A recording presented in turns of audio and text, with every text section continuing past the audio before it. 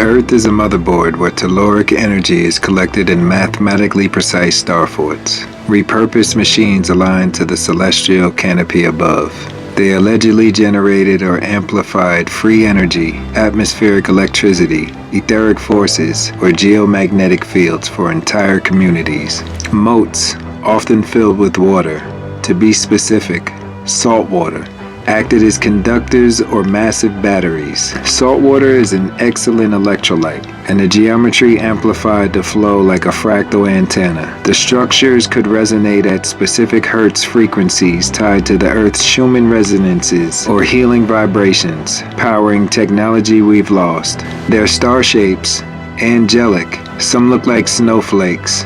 They mirror cymatic patterns, the visible geometries created when sound, vibration, and frequency pass through water, sand, and other mediums. The same principles seen in mandalas, cathedrals, or DNA viewed from the top down. I still speak to some people that never even heard of them. By design, because if you only knew what the invaders went through to make sure you never noticed them.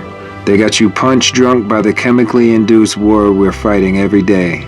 For our souls. There's thousands of them that exist worldwide, either in plain sight or sediment covered, but they're there. From Europe to Asia to the Americas, Africa, they're everywhere, forming an interconnected system alongside pyramids, cathedrals, and other megalithic power plants. History as we know it was reset by mud floods, meltdowns, cataclysms, or deliberate erasure to hide this knowledge and keep humanity dependent on scarcity-based power. The reset hid free energy to usher in an age of fossil fuels, war, and never-ending control. The surviving star forts became targets of wars never told of.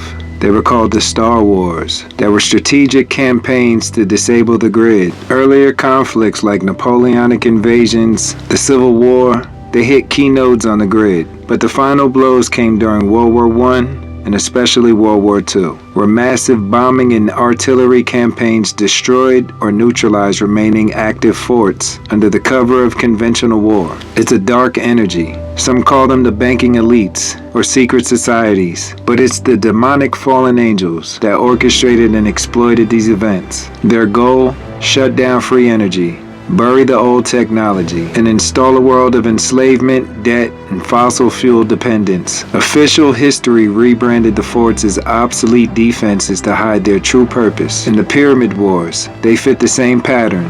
Pyramids operated as massive generators and transmitters in the earlier phase of this grid.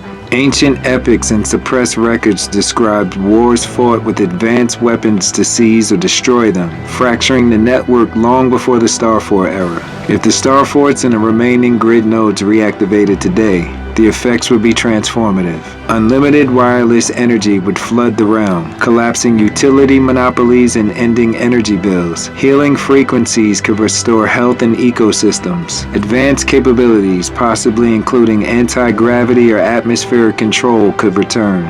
The realm could experience temporary quakes and weather shifts as the grid realigns, but the long-term result would be a new golden age of abundance, ending the post-reset control system.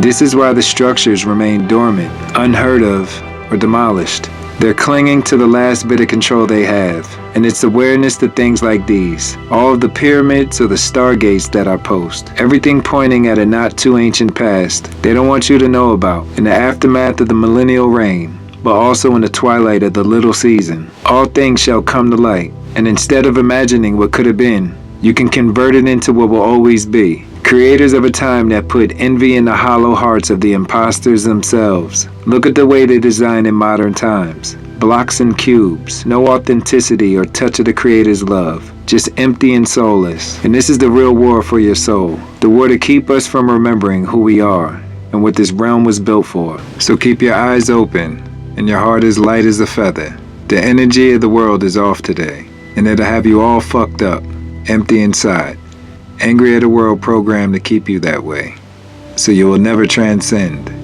The beauty of our handiwork, like these star forts, no matter what lie they want to give us, all you gotta do is touch the stone. It'll tell you the story itself, a story of greatness, fearlessness, and a return to the divine.